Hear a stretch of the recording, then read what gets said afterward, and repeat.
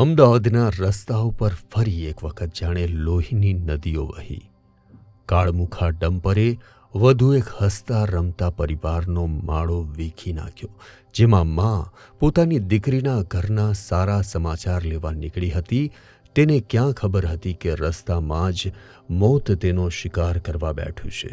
વાળીનાથ ચોક પાસે એક ડમ્પર મોત બનીને આવ્યું અને ગાયત્રીબેનની જિંદગી ખતમ કરી નાખી. ગાયત્રીબેન પ્રજાપતિ પતિ મનોજભાઈ સાથે હોસ્પિટલ જઈ રહ્યા હતા. મનમાં જમાઈના ખબર અંતર પૂછવાની ચિંતા હતી, પણ એએમસીના બેફામ ડમ્પર ચાલકે એક્ટિવાને એવી તો ટક્કર મારી કે બધું જ ખતમ થઈ ગયું. રૂવાડા ઊભા કરી નાખે તેવા સીસીટીવી ફૂટેજ સામે આવ્યા અને સેકન્ડના ભાગમાં જ ગાયત્રીબેનની જિંદગી ખતમ થઈ ગઈ. ઘરે 12 વર્ષની માસૂમ દીકરી અને 23 વર્ષની મોટી દીકરી રાહ જોઈ રહી હતી કે મમ્મી પપ્પા હમણાં આવશે, પણ હવે ઘરમાં માત્ર આક્રંદ અને આંસુઓ બાકી રહ્યા છે.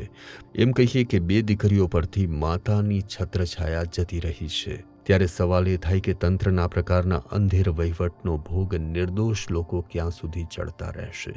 શું આ માસૂમ દીકરીઓના આંસુનો જવાબ કોઈની પાસે છે? આવા જ અવનવા વિડીયો જોવા માટે ફોલો કરો ઇન સેકન્ડ્સ.